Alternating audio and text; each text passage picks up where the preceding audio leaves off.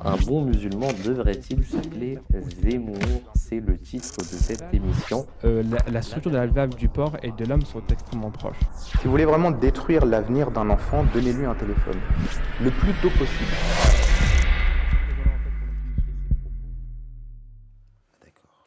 Assalamu alaikum, bonsoir à toutes et à tous et bienvenue dans notre émission du vendredi soir de Islam en vrai. Ce soir pour m'accompagner j'aurai Monsieur Omar, assalamu alaikum, Wa alaykoum salam wa rahmatullahi wa barakatuh. et Monsieur Morabi Saïb, assalamu alaikum. Wa alaykoum salam wa rahmatullah. Alors ce soir nous allons continuer par rapport à la semaine dernière, on avait parlé au sujet du prophète Mohammed sallallahu alayhi wa sallam qui était arrivé à Médine et on avait parlé de sa partie politique. Donc on avait fait une première partie la semaine dernière, donc là on va continuer et on va aussi aborder pas mal d'autres sujets. Sans plus tarder, on va commencer tout de suite, justement, pour essayer de comprendre pourquoi le prophète, on dit que c'était un prophète politique, si l'islam elle-même est une religion, et si l'islam n'est pas politique, justement, on va voir ça ensemble, donc avec mes deux intervenants.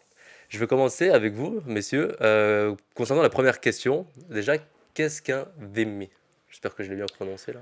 Oui, en fait, zimmi, c'est un mot arabe utilisé à l'époque, à l'époque, c'est-à-dire ça avait commencé à l'époque du Saint-Prophète, mais même avant, pour désigner les gens, les juifs et les chrétiens qui habitaient dans la péninsule d'Arabie.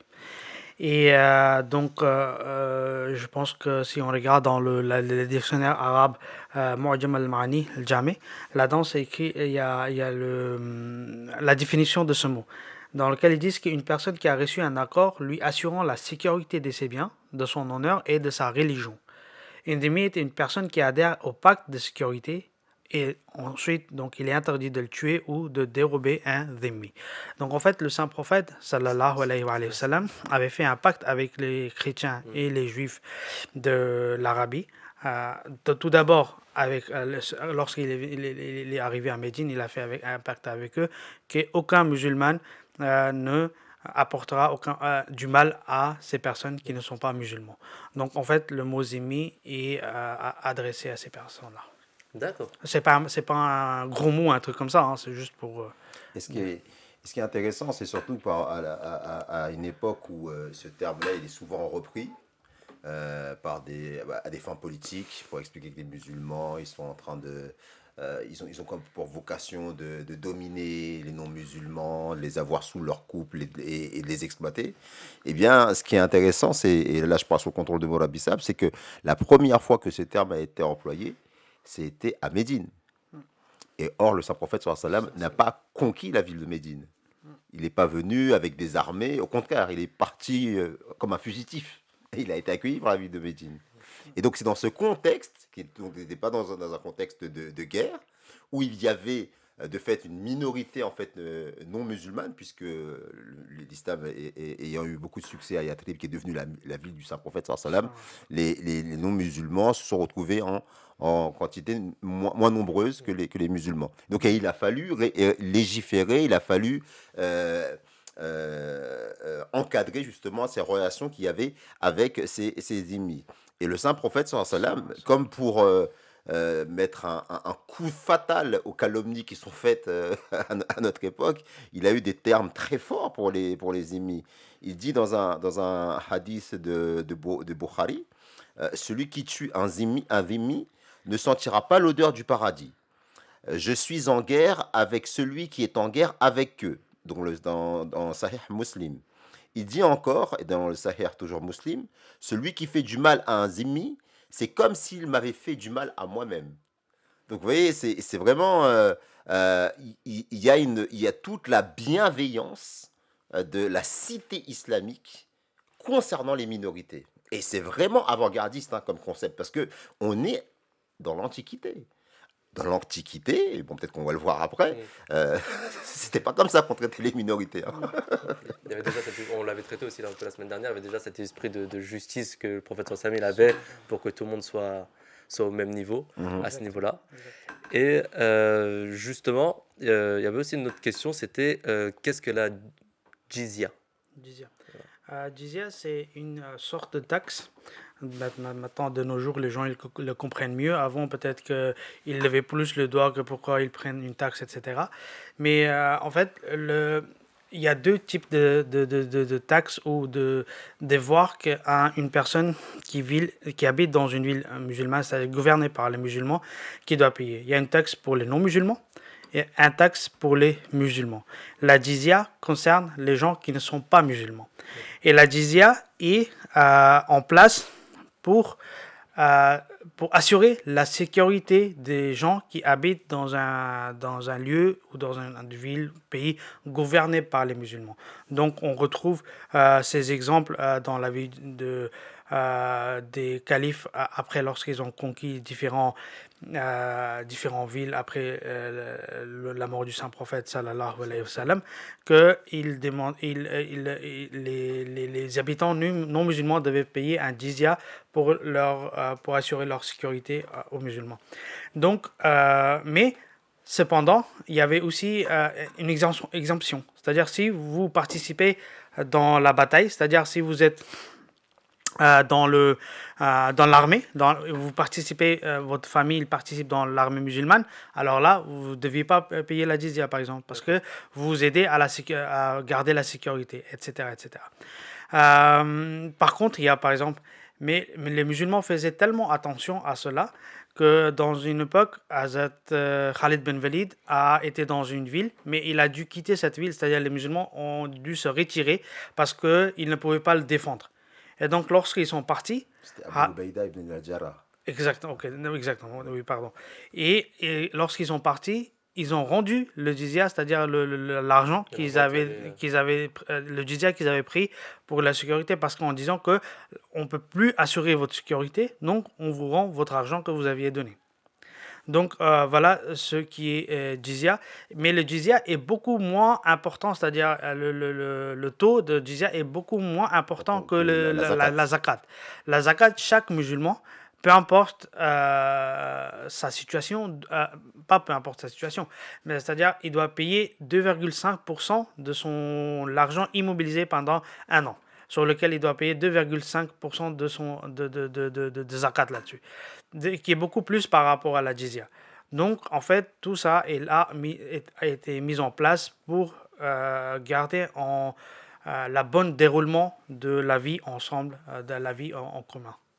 Oui, en plus, c'est ce qu'il faut aussi se rappeler, et la Morabissab l'a cité, je vais citer aussi une anecdote qui va dans le sens de Morabissab, où justement, cette fois-ci, c'est Khalid ibn Walid radhiyallahu anhu, qui était aussi un des plusieurs grands généraux, mais c'était parmi les plus grands généraux de l'islam des premières heures, où il est rapporté, et ça c'est dans un livre d'histoire écrit par Thomas Walker Arnold, The Preaching of Islam, donc A History of the Propagation of the Muslim Faith, ça veut dire un livre d'histoire qui reprend l'histoire de la propagation musulmane, et c'est donc un historien anglais, Thomas Walker Arnold, qui dit que Khalid ibn Walid, dans un traité conclu par Khalid, avec une ville des environs de Hira, il écrit et c'est Khalid qui écrit ça, si nous vous protégeons, la jizya nous est due, si nous ne le faisons pas, elle ne l'est pas.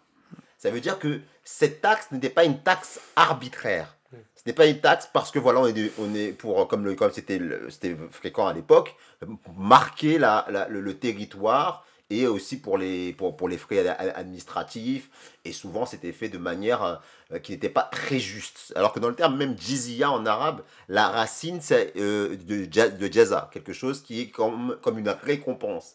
Donc il y a un service qui est donné, et en échange de ce service, eh bien, les musulmans sont tenus de protéger leurs administrés. Et donc, dans ce traité-là, Khalid rappelle cette réalité-là. D'ailleurs, il y avait même des tribus chrétiennes qui, parfois, venaient voir le saint prophète, sallam, et disaient, voilà, nous, on n'a pas besoin de la jizya, on va se défendre tout seul. On va payer la jizya, mais on va se défendre tout seul. Le saint prophète les laisser, il pouvait se défendre. Et une chose aussi qu'il faut préciser, c'est que les moines, les hommes de foi, n'étaient pas tenus de payer la jizya. Donc, les musulmans les protégeaient de fait. Et il y avait toute une catégorie de personnes, comme les femmes, les personnes faibles, n'étaient pas tenues de payer cette jizya.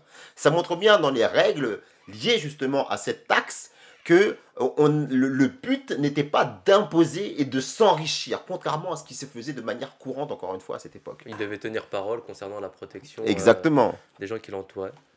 Jazakallah, merci beaucoup. Justement, concernant, on va rester sur le thème de la jizya, et j'aimerais savoir quelle est la différence entre la jizya et les taxes prélevées par les grands conquérants de l'histoire, par exemple. On en a commencé à évoquer la question, mais là je citais des références notamment françaises, hein, du baron de Montesquieu.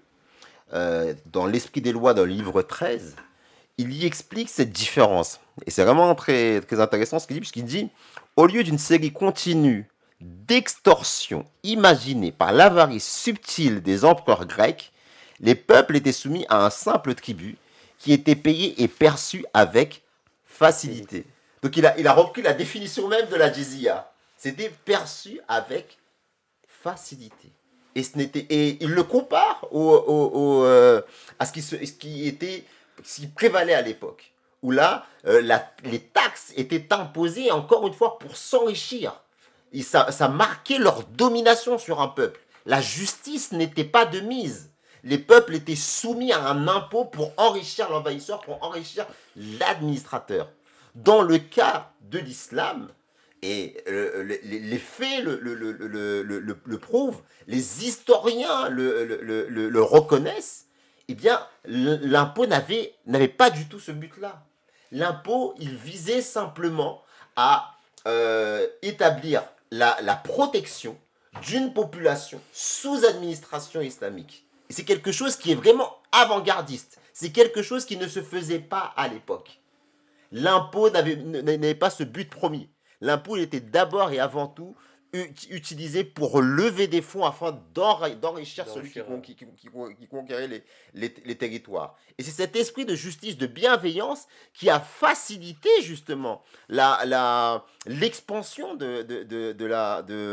l'expansion islamique, qui a facilité aussi la collaboration des minorités. Là, Mourabi Sab nous citait l'exemple de Abu Ubaïda ibn al-Jarrah, qui, lorsqu'il a vu qu'il n'était pas en mesure de défendre les minorités juives et chrétiennes qui étaient à Homs, a rendu leur fonds, a rendu leurs taxes à ces personnes-là. Je crois que dans les annales de l'histoire, c'est quelque chose d'unique qui ne s'est jamais vu. Et ces mêmes personnes-là, et là vous voyez, Homs depuis est devenue musulmane, mais on a l'impression que la Syrie a toujours été musulmane, alors que c'est relativement récent à l'échelle de l'histoire. Pourquoi elle est devenue musulmane? Et pourquoi cette identité musulmane est restée tellement imprégnée parmi ce peuple? C'est parce que ce peuple-là l'a dit au moment où ils ont reçu justement cette faveur, cette manifestation de la justice islamique. Ils ont dit, mais nous on prie pour que ce soit vous qui reveniez et qui nous administriez de nouveau. Nous ne voulons pas de nos anciens administrateurs, alors que c'était des chrétiens comme eux. Donc là, on a dans justement cette attaque qui est faite sur l'islam, comme quoi il levait des fonds, comme quoi il y avait des immis, non. Si on veut analyser la manière dont les minorités étaient traitées dans l'Empire islamique, il faut revenir à l'époque du Saint-Prophète sallam et de ses pieux califes, et vous verrez des exemples qu'on ne retrouve ni dans l'histoire moderne, ni dans l'histoire passée. Jazakallah, merci beaucoup. Alors justement, on vient de définir ce qu'étaient les dhimmi, qui étaient là. On a aussi défini ce qu'était la jizya. Donc, on pourrait se dire qu'après tout ça, le prophète sallam a fait en sorte que tout le monde vive bien, que tout le monde soit juste. Et c'était peut-être un petit moment parfait et que chacun obéissait. Je suppose que, comme pour tous les prophètes, il y a eu certains hypocrites qui avaient à ce moment-là. Si vous pouvez nous en dire plus, justement, qui étaient ces hypocrites En fait, dans les premiers 17 versets du Saint-Coran, Allah il parle des trois groupes des gens qui existaient. Les premiers groupes dont Allah il parle, c'est les croyants, les gens qui ont cru et qui sont vrais dans leurs paroles, et ils auront leur récompense. Ensuite, le deuxième groupe mentionné dans ces versets, c'est les gens qui ont nié, qui ont dit carrément, c'est-à-dire face à face, que non, on ne croit pas ce que vous dites, donc ils ont nié. Allah il dit, eux, ils auront leur sort aussi, ça, ils verront le résultat. Mais ensuite, après le verset 9, Allah il commence à parler des gens qui disent de face à face, ils disent que on est parmi vous, mais il essaye en fait de tromper les gens, les croyants, et aussi dans leur façon, ils essayent de tromper Allah. Donc, de versets 9 à 15 de deuxième chapitre du Saint-Coran. Donc, Allah, il parle clairement de ces gens. Qu'est-ce qu'ils sont, qu'est-ce qu'ils font, qu'est-ce qu'ils les c'est quoi leur objectif, c'est-à-dire, etc., etc., etc. Donc là, on voit dans ces versets, on le voit clairement, qui sont les gens hypocrites. Donc, une personne qui agit de cette manière, que Allah nous a dit qu'une personne qui agit de cette manière, lui, il est hypocrite. Et donc, Allah nous a donné clairement les signes, comment dire, les caractéristiques pour savoir qui était. voilà, qui sont des hypocrites. Et après, les gens qui faisaient ainsi, on peut le différencier des gens qui étaient croyants. D'ailleurs, il y a une anecdote qui montre que non seulement ils sont catégorisés dans le Saint-Coran, mais les musulmans étaient aussi bien conscients de qui ils étaient. Et ça, c'est vraiment intéressant parce que, alors que les musulmans étaient conscients de qui ils étaient, il n'y avait aucune sanction qui était prise contre eux.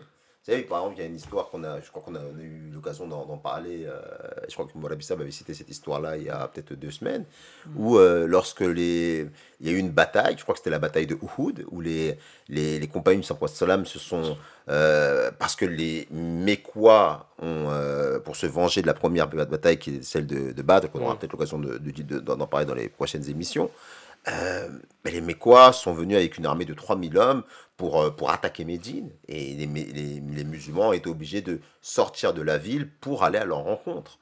Et il était prévu qu'ils partent 1000, déjà 1000 contre 3000, le ratio il est quand même déséquilibré. Mais alors que tout le monde était pleinement conscient de l'ampleur de l'armée d'en face, il y avait une armée de 300 musulmans qui était menée par un homme qui s'appelle Abdullah ibn Ubay ibn Saloul, qui était celui qui devait être le chef suprême de Médine avant l'avènement du Saint-Prophète. Et donc,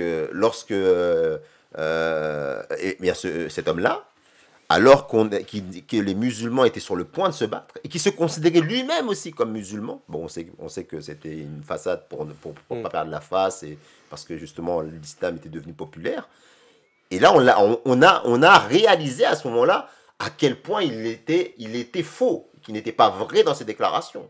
Puisque les musulmans sortent pour combattre une armée qui était plus nombreuse, plus aguerrie, farouchement opposée, assoiffée du sang des musulmans et du Saint-Prophète sallam. 1000 contre 3000 était déjà un ratio défavorable. Ces hommes-là ont dit, nous quittons cette armée. Et ils l'ont dit devant tout le monde. Et ils ont soi-disant sorti des prétextes, mais personne n'était dupe. On a su à ce moment-là qu'ils étaient en train d'agir selon ce qu'on appelle aujourd'hui de la haute trahison. C'était un crime de haute trahison. Et ils étaient 300. Et donc à ce moment-là, on a compris que dans la ville de Médine, il y avait des musulmans qui étaient croyants et qui étaient sincères vis-à-vis du Saint-Prophète, et il y avait des musulmans qui étaient musulmans que de façade. D'accord. Merci beaucoup pour cette explication. Et ben justement, si on pouvait faire un petit comparatif entre justement ces hypocrites, comment ils étaient traités dans l'Empire byzantin, parallèlement de comment le prophète sallam les traitait justement. En fait, c'est intéressant cette question parce que ça nous permet de voir quelles étaient les sanctions qu'encouraient des personnes qui étaient traîtres à la nation dans le cadre de l'Empire islamique et les mettre en perspective avec comment étaient traités des traîtres à la nation dans les empires environnants. Parce qu'on a toujours tendance à comparer le Saint-Prophète sallam avec les empereurs, avec les grands conquérants, les Alexandre le Grand, les Gengis Khan. Et donc là, on avait quand même un empire quand même qui est connu, l'empire romain oriental, où là, il n'y avait pas de cadeau. Si une personne était coupable de haute trahison, c'était soit la mort, soit l'exil. Mais combien d'exemples on a vu où le Saint-Prophète sallam a dû faire face à des coups de traîtrise qui auraient pu être fatals, puisque la communauté musulmane a été naissante. Et toute l'Arabie, vu que les chefs mécois avaient une influence dans toute la péninsule arabique, eh bien, ces chefs mécois était tellement dangereux pour la communauté musulmane, et alors qu'il y avait des personnes qui étaient en connivence avec eux, et il était prouvé, le Saint Prophète le savait, le Saint-Coran en parle. Le Saint-Coran décrit à longueur de versets, on n'a pas cité tous les versets, mais il décrit à longueur de versets comment ils se comportent, quelles sont leurs caractéristiques, comment les reconnaître. Et donc ça veut dire qu'au quotidien, le Saint-Prophète sallam les voyait, il savait qui ils étaient. Il savait qui était Bien qui. sûr, bien sûr. Mais on n'a recensé aucune mise à mort. On n'a recensé aucun exil. Exactement. Maintenant, mettez-vous du côté de l'Empire byzantin ou même l'Empire perse. L'Empire, c'est aussi un empire religieux, parce que le monarque, c'est un empereur de droit divin. Toute personne qui est en connivence avec l'ennemi, on n'a même pas besoin de revenir jusqu'à l'histoire, à notre époque. Toute personne qui est coupable de connivence avec l'ennemi, comment il sera traité? Est-ce qu'on ira jusqu'à mener et guider, faire la prière pour diriger ses funérailles? Le Abdullah ibn Ubay ibn Saloul, celui qui a été coupable justement de ce crime de haute trahison, non seulement il n'a pas été puni, mais on rapporte qu'à la fin de sa vie, le saint prophète sallam a dirigé ses funérailles. Et au contraire, il y a une autre histoire qui me vient à l'esprit. Dans une bataille, lorsque le saint prophète sallallahu alayhi wa sallam, il est sorti, il a fait à l'appel des gens pour sortir avec lui. Donc c'est-à-dire tous les musulmans sont partis avec, mais il y avait 3 personnes dont un, il relate cette histoire. Il dit que le premier jour, le saint prophète sallallahu alayhi wa sallam est sorti, je me suis dit, mon cheval, il est en forme, je vais le rattraper, il n'y a pas de souci. Donc, il n'est pas parti le premier jour. Le deuxième jour, il a dit encore, ils seront pas loin, encore, je pourrais le rattraper, il n'y a pas de souci, etc., etc. Mais le troisième jour, il s'est dit, oh non, c'est trop tard, là, je ne pourrais pas. Donc, il n'est pas parti. Et lorsque le saint prophète, sallallahu alayhi wa sallam, il est revenu, je pense qu'il n'y avait pas eu de bataille, ou il n'y a rien eu de grand, mais il est revenu. Et donc, il a appelé tout le monde qui n'est pas parti avec lui, malgré qu'il avait dit à tout le monde de sortir. Donc, les hypocrites, ils sont venus, ils ont sorti des excuses, etc. On a fait ça, on avait cette problème, etc. Allah, il parle d'eux dans le Saint-Coran. Qu'ils disent Allah, ils disent que notre maison, ils sont aura, qu'ils sont sans protection. Mais Allah dit, en vérité, ils ne sont pas en danger. Les mécréants ou les hypocrites mentent.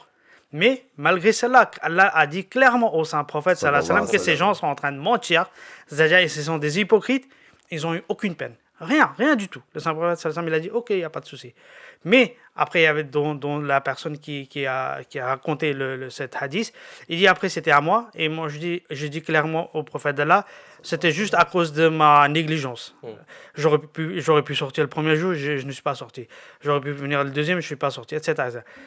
Et il y avait lui, il y avait 2 autres personnes. Et c'est seulement ces 3 personnes qui ont dit qu'on aurait pu venir, mais on n'est pas venu. Ils ont dit la vérité. Et ils ont dit la vérité. C'est eux qui ont eu la sanction.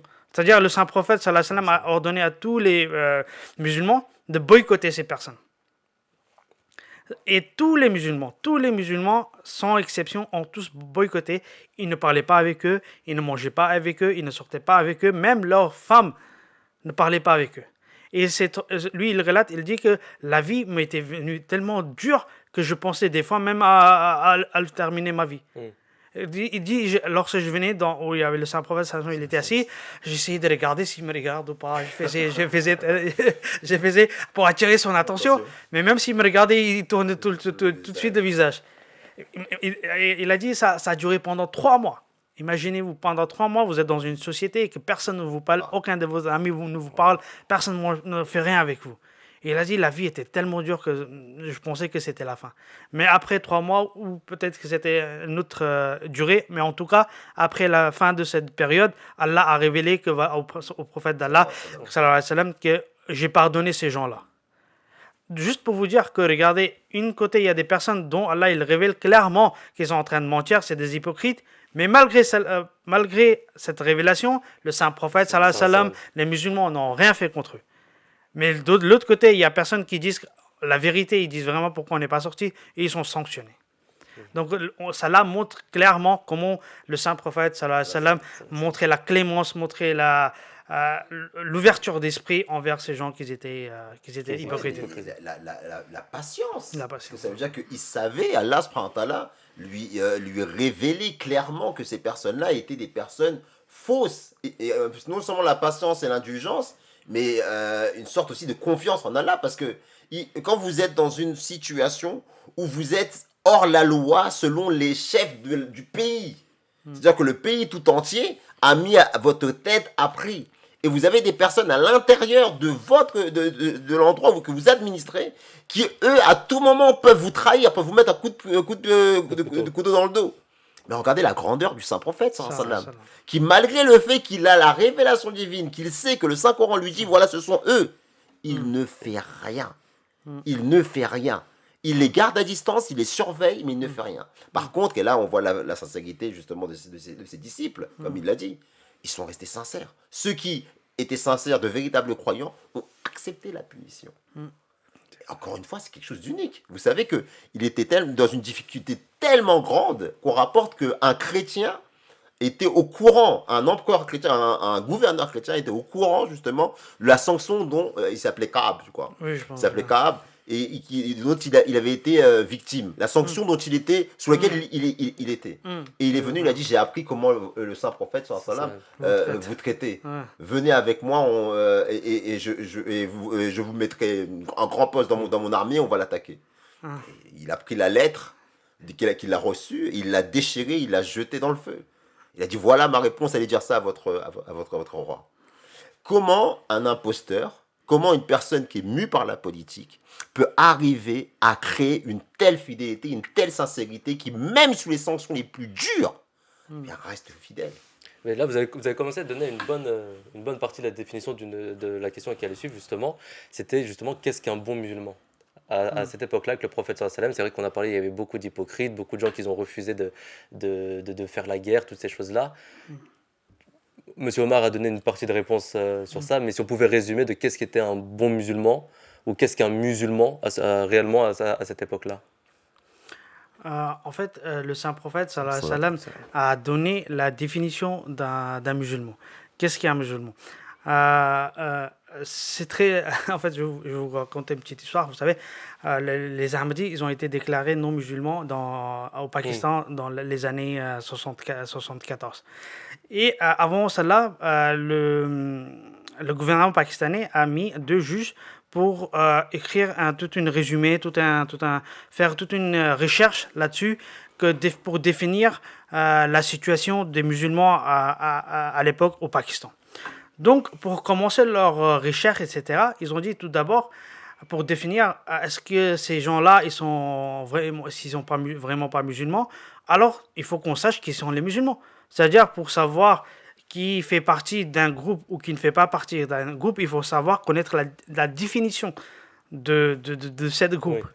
Oui. Et donc, ces juges, ils ont fait appel à tous les musulmans, toutes les différentes communautés musulmanes qui existaient à l'époque au Pakistan. Mais, qu'est-ce qu'ils écrivent dans leurs livres? Ils disent qu'il n'y a même pas deux savants, 2 musulmans ulama qui ont donné la même définition. Malgré toutes les personnes qu'il y avait. Voilà, malgré tout le monde, je pense qu'ils ont demandé à 70 communautés ou un peu plus ou moins. Mais même pas 2 personnes qui ont donné la même définition. Donc, vous voyez, si on prenait la définition d'une personne, alors tout le reste des musulmans, ils n'étaient pas musulmans. Vous voyez, mais on voit dans la vie du saint prophète, sallallahu alayhi wa sallam, il a donné des définitions qui sont claires, qui sont nettes, qui sont pas ambiguës, qu'il n'y a pas de difficulté à les comprendre. Par exemple, c'est mentionné dans Sahih Bukhari que lorsque le saint prophète, sallallahu alayhi wa sallam, je pense que c'était juste avant la bataille de Uhud ou après, qu'il a demandé à faire un référencement des musulmans qui étaient présents au Médine. Et on lui a demandé au prophète d'Allah, sallallahu alayhi wa sallam, on doit noter qui dans cette... c'est-à-dire, il a dit de référencer les musulmans. Ils ont demandé qui sont les musulmans au prophète d'Allah. Et le saint prophète, sallallahu alayhi wa sallam, il a dit, et c'est mentionné dans Sahih Bukhari, que « Uktubu li man talaffaza bil islami min an-nasi ». C'est-à-dire que, notez pour moi, celui qui dit de sa bouche que je suis musulman dans cette liste. Donc il n'a pas dit que, non, regardez ce qu'il a dans le cœur, est-ce qu'il est vraiment sincère, est-ce qu'il lit le Coran, est-ce qu'il fait la prière, non, rien du tout. Il a dit, celui qui dit de sa bouche que je suis musulman, prenez-le autant qu'un musulman, notez-le dans la liste. Puis, il y avait sur une autre occasion, il a défini un musulman. Il a dit que celui qui fait, et ça aussi c'est mentionné dans Sahih Bukhari, que celui qui fait la prière comme nous, celui qui se tourne le visage vers le Kaaba comme nous, qui mange le halal comme nous, qui fait le salam comme nous, alors considérez le musulman. Donc là, on a clairement la définition du saint prophète, sallallahu alayhi wa sallam, ce qui est un musulman. Et c'est là que c'est ça qui est vraiment fort, comment le saint prophète était intègre. C'est parce que il aurait pu dire, regardez, ces personnes-là, ils nous ont trahis alors qu'on était dans une position périlleuse, donc ce ne sont pas des musulmans. Mais malgré les agissements traîtres, les agissements déloyaux, malgré les tentatives même de déstabilisation de l'État, le saint prophète, il a donné une définition simple et claire. C'est le facial. Il égorge les animaux comme nous, il fait la prière, il dit qu'il est musulman. C'est bon. C'est un musulman. Alors que là, vous avez aujourd'hui des personnes qui vont aller jusqu'à, de nos jours, des personnes qui vont jusqu'à dire, alors qu'une personne elle vient, elle dit la ilaha illallah Muhammad Rasulullah, elle dit non, c'est pas un musulman. Dans son cœur, il dit la ilaha illallah, mais dans son cœur, c'est pas, il dit autre chose. Il dit Muhammad Rasulullah. Mais c'est grave, parce que regardez le saint prophète, sallallahu alayhi wa sallam, il recevait la révélation coranique, il recevait la révélation divine. Allah, il lui dit, voilà, tel individu là, lui là, c'est pas un vrai musulman. Parce que dans le Saint-Coran, il y a un verset, c'est un verset coranique qui dit qu'il y a un habitant de Médine, et Abdullah ibn Ubay ibn Saloul, qui dit le plus honoré d'entre nous dégagera le plus méprisable. Et celui qui a dit cette parole-là, tous les musulmans de Médine, même les non-musulmans, savaient que c'était Abdullah ibn Ubay ibn Saloul. Et c'était consigné dans le Saint-Coran. C'est consigné jusqu'à nos jours. Donc il n'y avait pas plus clair que ça. Et le Saint-Prophète, qu'est-ce qu'il a dit? Est-ce qu'il a dit qu'il n'était pas musulman, lui? Celui qui reçoit la révélation divine ne se permet pas de dire que telle personne est musulman ou pas, mais ceux qui ne la reçoivent pas, sans aucun doute possible, peuvent te dire toi t'es un kafir, toi t'es un musulman. Ils se permettent de juger sans... C'est vraiment... Ils sont au plus grand niveau que le saint prophète, sallallahu alayhi wa sallam. Dommage. Ouais, bon. On leur souhaite juste que Dieu les guide, Inch'Allah, exactement. Et que tout le monde s'améliore. C'est juste un rappel. Bien c'est sûr. juste un rappel pour dire que, regardez, celui qui était le récipiendaire de la révélation coranique, à quel point il était sage, à quel point il était pondéré, alors qu'il recevait la révélation divine, il n'était pas du tout dans le jugement. Alors que ceux qui ne le sont pas, et qui sont loin d'être que dans son exemple, qui croient eux-mêmes que la révélation est terminée d'ailleurs. Voilà. qui disent qu'il ne reçoit rien du tout. Or que le saint prophète, des fois, Allah il disait même ce que cette personne avait dans le cœur. Voilà. même lui, il n'a jamais dit que non, tu n'es pas musulman parce qu'Allah il m'a révélé. C'est énorme. À méditer. Que ceux qui nous regardent méditent sur cet exemple du saint prophète. Là, en tout cas, merci beaucoup.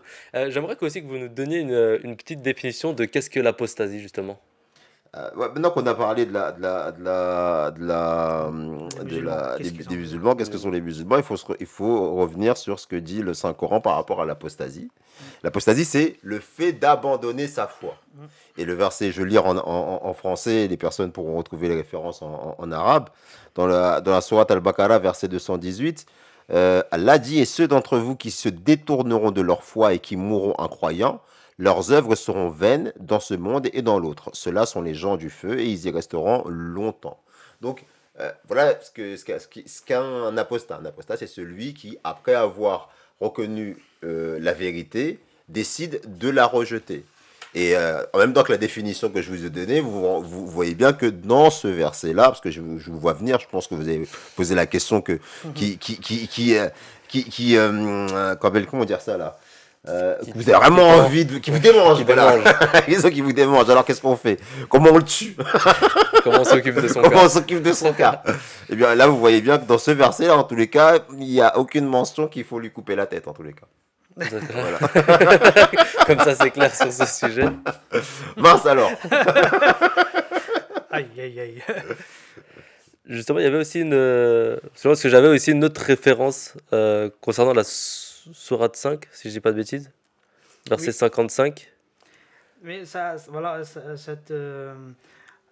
cette référence, cet verset, montre aussi, en fait, dont Omar savait parler, en fait, c'est la réponse à la question qu'est-ce qu'on doit faire avec les apostats, comment ils sont traités en islam. En fait, le verset précédent aussi, elle montre clairement, Allah dit dans le Saint-Coran, que lorsqu'ils ont quitté l'islam, ils se détournent, et après ils meurent dans cet état. Allah, il n'a pas dit que ça y est, il s'est détourné, termine-le. Il n'y a rien de cette sorte. Allah dit qu'il meurt dans cet état.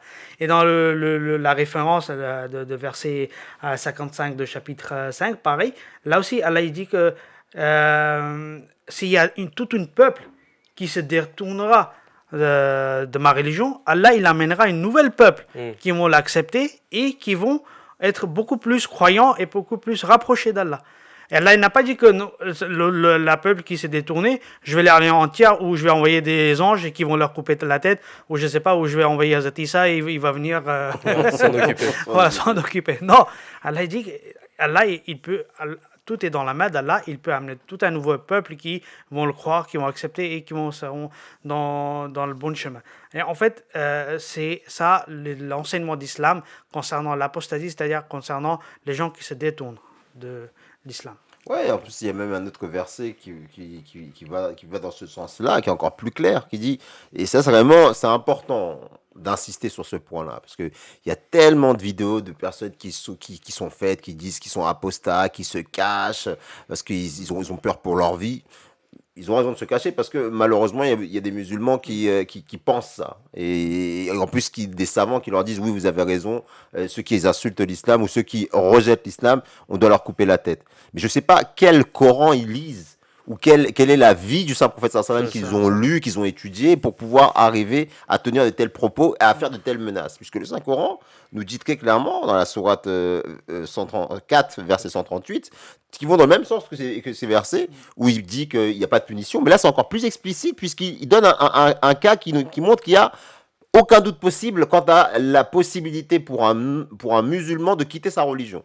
Puisque le verset dit très clairement, en vérité, ceux qui croient et qui ensuite perdent la foi, puis croient de nouveau et reperdent la foi, et dont la mécréance augmente, Allah n'est pas tel qu'il leur pardonnera, et il ne les guidera pas non plus sur le droit chemin. Donc comment une personne qui quitte sa religion peut être tuée si le Saint-Coran donne le scénario d'une personne qui croit, qui ensuite ne croit plus, revient à la croyance, et ensuite ne croit plus, et ensuite revient à la croyance, et ensuite ne croit plus. Il n'aurait pas pu revenir à la croyance. C'est impossible. Pourtant, c'est tellement ancré à longueur de plateau, quand les gens viennent devant les plateaux TV, dans les plateaux télé, ils disent oui, mais est-ce que vous faites une différence entre l'islam et l'islamisme? Ah non, moi je ne fais pas de différence entre l'islam et l'islamisme, dans la mesure où c'est une religion dans laquelle vous pouvez rentrer, mais vous ne pouvez pas sortir. Je dis, mais où est-ce qu'ils ont lu ça? S'ils nous sortent un seul verset coranique, là on vous a sorti 3-4 versets, il y en a encore d'autres versets, qui parlent justement de la possibilité d'un musulman de quitter sa religion. La punition, elle vient de Dieu. Et c'est une punition spirituelle.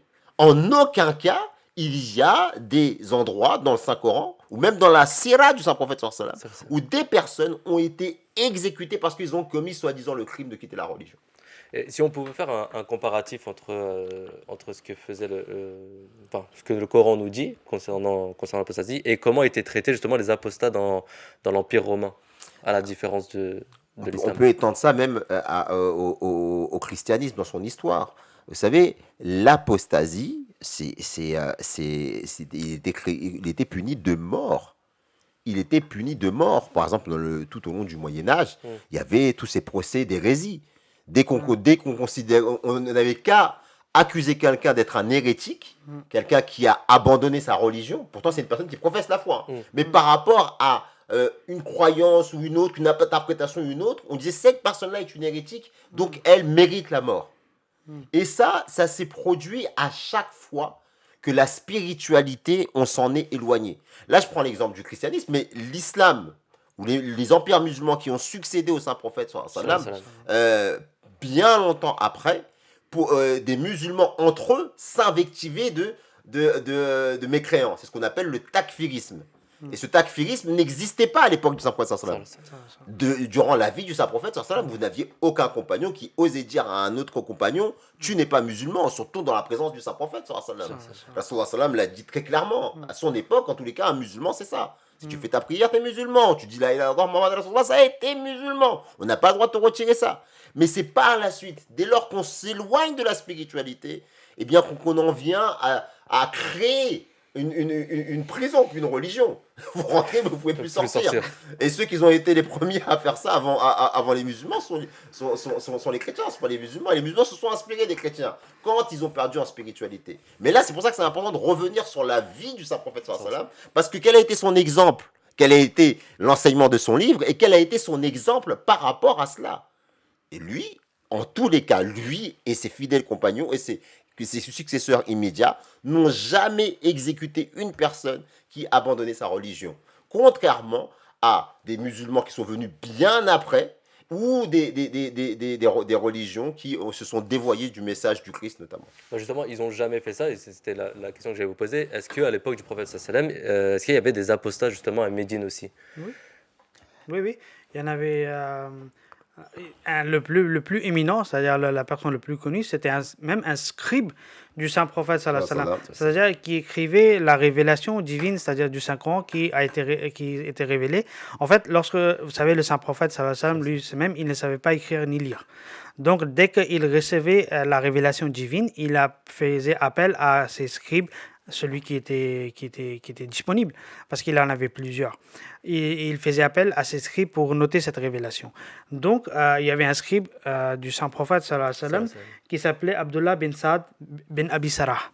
Et cette personne-là était le scribe du Saint-Prophète sallallahu alayhi wa sallam, et le Saint-Prophète sallallahu alayhi wa sallam faisait appel à lui des fois pour écrire la révélation. Et une fois, le Saint-Prophète sallallahu alayhi wa sallam, il a reçu une révélation, et il lui a appelé, il est venu, et lorsque le Saint-Prophète sallallahu alayhi wa sallam, il était en train de dicter la phrase, il a dit quelques mots qui étaient effectivement la révélation qui a été révélée. Vous savez, des fois, nous aussi, lorsqu'on parle, on remplit, c'est-à-dire on termine la phrase de quelqu'un d'autre, mais ça ne veut pas dire qu'on a reçu, voilà, on est dans sa tête, ou on a reçu la révélation. Non, en fait, des fois, ça arrive. Et donc, mais malheureusement, cette personne-là, il a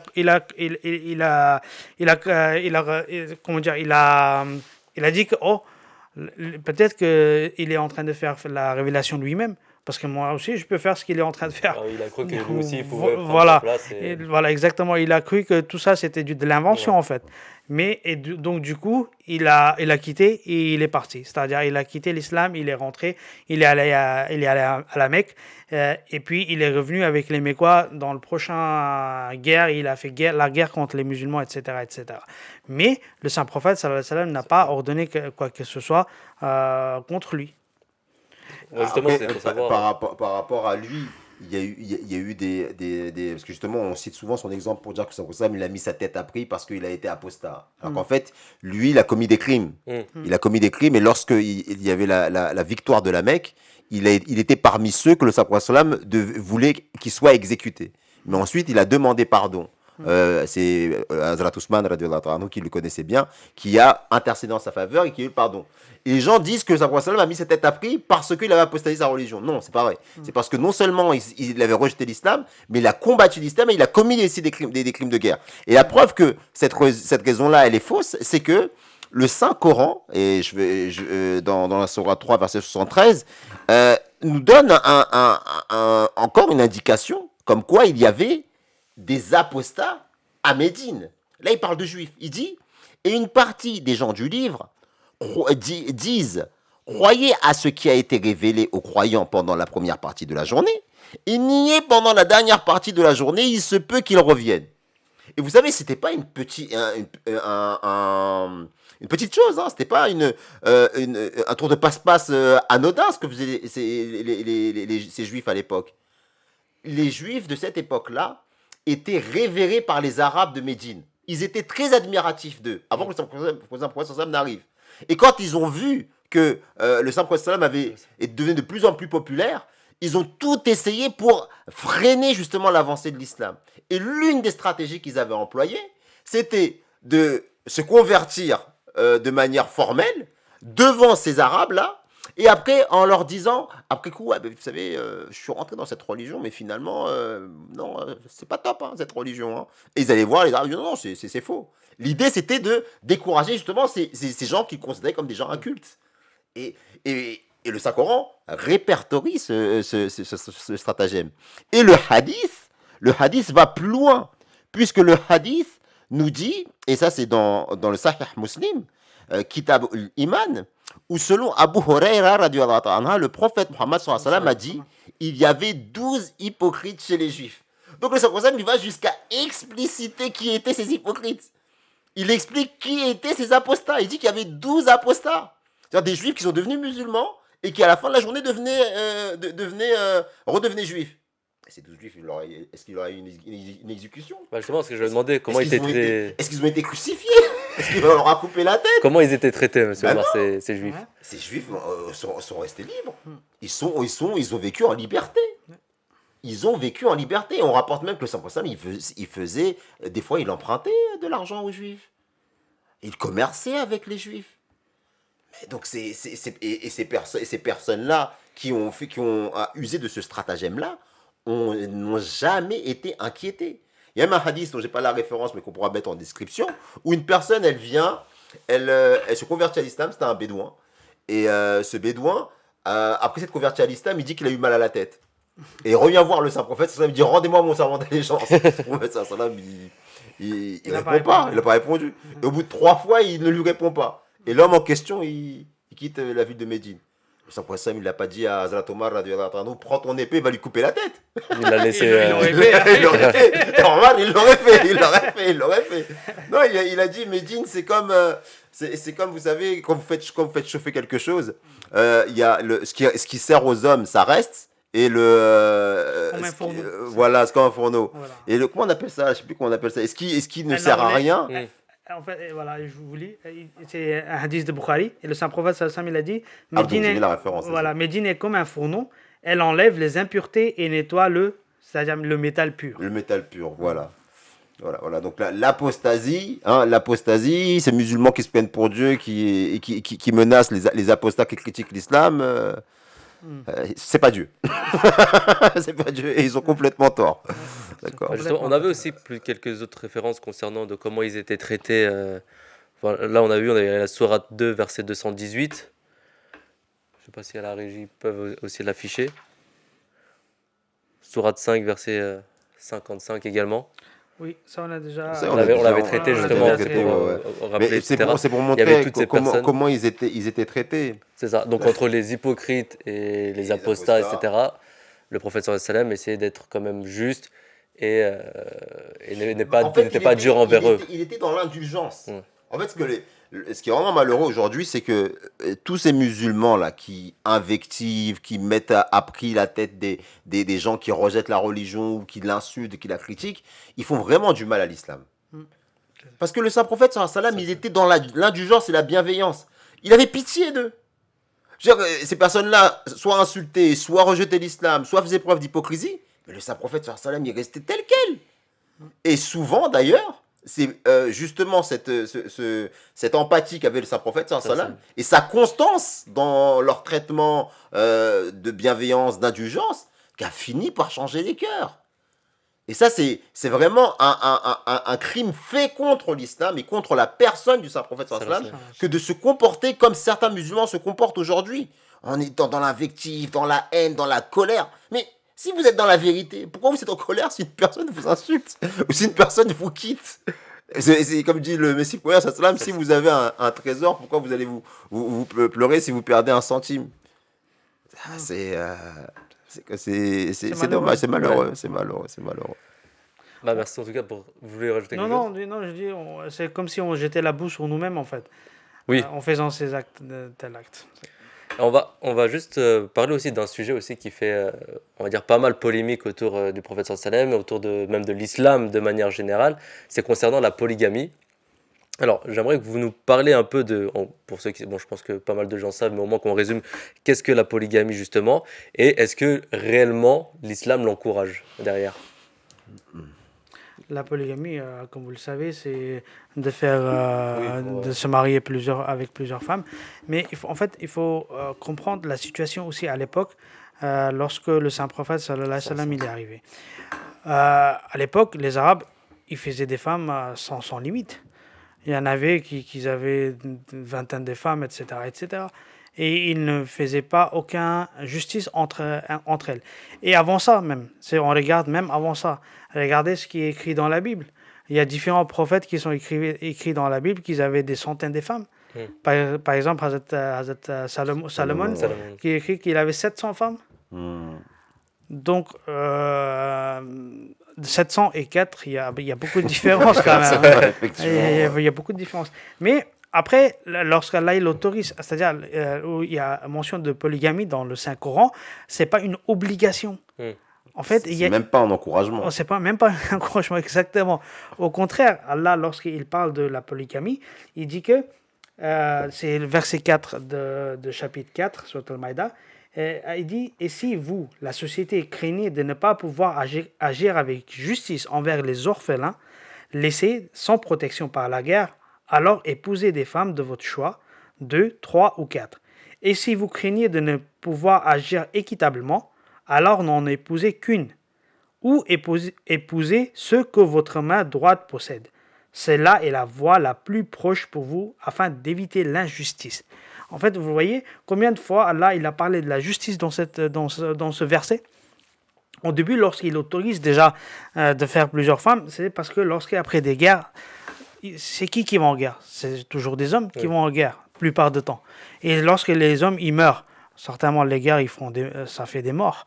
Les enfants, les femmes qui restent derrière, les orphelins, les femmes, où ils doivent y aller? Ils ont pas de mari, ils n'ont pas de personne à épouser. Où vont-ils? Qui va leur s'occuper de eux? Et en gardant ça à l'esprit, Allah a autorisé de faire, de gérer ce problème, d'épouser plusieurs femmes, mais maximum aux 4. Mais Allah a dit, mais si vous pensez que vous ne pouvez pas faire la justice entre ces femmes-là, alors ne le faites pas. Laissez telle qu'elle. Et regardez, de nos jours, après la Première Guerre mondiale, la Deuxième Guerre mondiale, qu'est-ce qui s'est passé? Avant la Première Guerre mondiale, les femmes, même les femmes européennes, elles ne travaillaient pas comme maintenant. Surtout après la Deuxième. Lorsqu'il y a eu tellement de morts, ils n'avaient plus personne pour travailler dans leur usine. Personne pour voter aussi. Le droit de vote des femmes était venu bien après. Ça vient beaucoup plus après. Pourquoi? Parce qu'ils n'avaient pas des hommes et tout ce problème de la prostitution c'est né après ces guerres-là. Parce que les femmes qui n'avaient rien à manger, qui n'avaient rien pour nourrir leurs enfants, où vont-ils? Et c'était pas autonome. Oui. C'est pas comme aujourd'hui, la femme, elle s'assume, elle travaille, tout ça. À cette époque-là, on était encore dans la société patriarcale. Et lorsque les hommes n'étaient plus là, les femmes, elles étaient livrées à elles-mêmes. Donc, celle qui était mariée, il y avait le mari qui avait sa femme, celui qui était encore vivant, mais celle qui était toute seule, comment elle faisait? Le Saint-Coran, il est venu comme une provision à cela. Et même dans notre société mondiale, il y a des pays où la polygamie est de mise, mais il n'y a aucune condition aussi. Par exemple, dans certains pays en Afrique, la polygamie, c'est pour s'enrichir. Ça veut dire que c'est la femme qui travaille, et l'homme, plus il a de femmes, plus il s'enrichit. Dans ces conditions-là, l'islam vient dire que, ok, si tu veux être polygame, mais il y a cette condition-là de la justice. Donc on ne laisse pas l'homme dans ces sens, on légifère, on limite, on réglemente par rapport à des situations, comme l'a dit Mourabi Sab, des situations aussi extrêmes. Donc ça fait partie et comme le Saint-Coran déclare être un livre qui répond justement à tous les problématiques que peut rencontrer l'être humain. Donc le fait qu'il y ait la polygamie dans le Saint-Coran, c'est une preuve de sa véracité plutôt que de dire que c'est une tâche au Saint-Coran. Bien au contraire, il vient légiférer, il vient mettre des règles strictes et liées à la justice, qui est une valeur centrale dans l'islam concernant cette pratique. Et justement, pourquoi le saint prophète sallallahu alayhi wa sallam, lui, il a eu recours à la polygamie? Est-ce que c'était uniquement par rapport aux guerres comme on a parlé, ou est-ce qu'il y avait d'autres... Mais au contraire, lorsque vous voyez le saint prophète, déjà, dans une temps, c'est-à-dire, par exemple, il n'a jamais eu plus que 4 femmes. C'est-à-dire, même s'il a fait, il en a fait 12, et il s'est marié 12 fois, mais dans une seule temps, il n'avait jamais plus que 4 femmes, si je ne me trompe pas. soit quelqu'un est mourait, il se remariait. Et dans un temps, le saint prophète sallallahu alayhi wa sallam n'avait pas. Mais lui, sa situation, c'était différente. Il avait, même Allah, il parle dans le Saint-Coran que nous, on te fait faire une acte parce que pour que les musulmans ils comprennent que cela c'est autorisé. Par exemple, c'est marqué c'est écrit lorsque le saint prophète sallallahu alayhi wa sallam il s'est marié avec la femme de son esclave libéré, Hazrat Zayd bin Sabit, radiallahu ta'ala anhu. Le saint prophète sallallahu alayhi wa sallam lui-même il avait marié sa cousine à lui. Zayd ibn Haritha. Voilà, exactement, pas Sabit. Il avait lui-même proposé et il avait fait tout lui-même pour faire que les deux se marient. Mais leur mariage n'a pas duré, ils n'ont pas pu. Le Hazrat Zayd est venu lui voir plusieurs fois au prophète d'Allah. J'arrive pas à le tenir parce que c'est dur, c'est-à-dire je peux pas, on s'entend pas, etc. Mais le saint prophète sallallahu lui disait non, essaye. Mais après plusieurs fois, lorsque ça n'a pas marché, ils se sont divorcés. Mais après, c'est Allah qui lui a ordonné, et c'est écrit dans le Saint-Coran, que toi, tu ne voulais pas. Mais moi, je t'ai dit de le faire. Pourquoi Afin que les musulmans sachent que c'est autorisé déjà de marier avec une femme qui est divorcée. C'est aussi autorisé de se marier avec une personne qui est dans la famille, c'est-à-dire dans la relation. Un peu lointain. Ouais, cousine, cousin, voilà. Mais il y a une chose aussi par rapport à ce mariage-là, c'est qu'il y avait une pratique où les Arabes de cette époque-là avaient l'habitude de prendre une personne qu'ils aimaient bien, un enfant d'un certain âge, et me dire oui, cette personne-là, c'est mon fils, ça devient mon fils. Et il peut hériter de moi. D'accord, ok. Et alors qu'il n'avait aucun lien de parenté avec lui. Et c'était une pratique qui était absurde. Oui. Et le saint prophète sallallahu alayhi wa sallam, Zaïd justement qui lui restait fidèle, qui avait été enlevé de sa famille, qui ensuite est devenu esclave de Khadija radhiyallahu anha, et le saint prophète sallam, Khadija lui a donné Zaïd comme esclave, et dès qu'il l'a eu, le saint prophète sallam, il l'a affranchi, il a libéré tous les esclaves qu'on lui a donnés, en même temps pour vous dire que le saint prophète sallam n'a jamais fait d'esclavage, mais Zaïd, alors qu'il a été libéré, a voulu rester avec le saint prophète sallam avant même qu'il reçoive la révélation divine. Hein. Et les parents de Zaïd sont venus voir Zaïd pour dire viens avec nous, ce qu'on te cherchait depuis longtemps. Et ils ont été voir le saint prophète sallam, il dit libérez-le. Il a dit moi je l'ai déjà libéré, et il peut partir avec vous. Mais Zaïd a dit non, je préfère rester avec le saint prophète sallam plutôt que de partir avec vous. Et comme cette pratique avait lieu à cette époque-là, le saint prophète sallam a pris Zaïd qui devait avoir peut-être une vingtaine d'années comme ça. Il a dit Zaïd est désormais mon fils. Et donc, selon la tradition arabe, il pouvait hériter de lui. Et cette tradition absurde qu'on voit là, parce que là, on parle de sa prophète, mais il pouvait y avoir des enfants qui vivent avec leurs parents depuis leur plus jeune âge, et un homme vient comme ça et dit oui, tu es mon fils, c'est absurde. Et donc, le Saint-Coran, pour mettre fin à cette absurdité, eh bien, il a fait épouser, épouser Zainab au saint prophète sallallahu alayhi wa sallam, après que Zaïd l'ait divorcé. Parce que si effectivement Zaïd avait été le fils biologique du saint prophète sallallahu alayhi wa sallam, cette chose-là n'aurait jamais pu être faite. C'est moralement absurde, c'est impossible. Mais par contre, vu que ce n'est pas son véritable fils biologique, donc il a épousé Zainab, et par le même coup, il a mis fin justement à cette pratique absurde et païenne que tout le monde faisait. Donc ça est partie justement des raisons pour lesquelles la polygamie était pratiquée par le saint prophète. Mais l'une des raisons aussi pour lesquelles il l'a pratiquée, c'est que, comme il a dit Mourabi Sab, il y avait des veuves, il y avait des orphelines aussi, et donc le saint prophète sallam les prenait en mariage. Il y avait aussi des raisons aussi quelque part un peu politiques. Par exemple, il y avait, je crois, Juwayriya, celle de roi d'Égypte. Voilà, non, ça c'était Maria Kiptia. Maria Kiptia. Juwayriya, c'était celle de juif. Voilà, oui, c'était pas une juive, c'était une autre tribu arabe, et il a, grâce à son mariage, il a libéré, je crois, des centaines de personnes qui sont devenues libres sans se convertir à l'islam après avoir marié. Juif, c'était pas Zainab ou... Non, c'était Zainab. Safia. Safia. Et Safia, effectivement, vu que le peuple juif, il avait été puni pour une raison de traîtrise, et Safia était devenue une prisonnière. Et qu'au final, le saint prophète l'a épousée et ça a réconcilié en fait les deux peuples. Exactement. Donc le saint prophète sallam et il y a aussi une raison vraiment très importante, c'est que le saint prophète sallam voulait aussi éduquer la moitié de la nation islamique, en plus des hommes. Et la moitié de la nation, c'était des femmes. C'est pour Donc ça qu'il plus les a mariés. il les a mariées, et on sait que nombre de femmes ont été centrales dans la transmission du message islamique. D'ailleurs, Aïcha, radhiyallahu anha, on dit qu'elle a transmis carrément 50% de la science islamique. Donc il y a vraiment des raisons qui sont loin des raisons lascives ou dégoûtantes qu'on attribue au saint prophète sallam, puisque ça a eu un grand rôle dans la propagation de l'islam et dans l'éducation des hommes et des femmes de l'empire islamique naissant. Jazakallah. On arrive bientôt au terme de cette émission, donc on va traiter les dernières petites questions pour mettre un peu un terme à la partie politique du prophète sallallahu alayhi wa sallam. J'espère qu'à la régie, ça va aller pour les dernières questions qui nous restent, parce que c'est vrai qu'on a passé un peu de temps sur pas mal de questions. Justement, alors, on va essayer de résumer. Qu'est-ce qui est censé être un prophète, justement?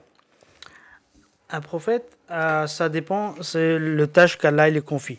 En fait, souvent on croit qu'un prophète, il vient avec la nouvelle loi. Mais en fait, c'est pas vrai.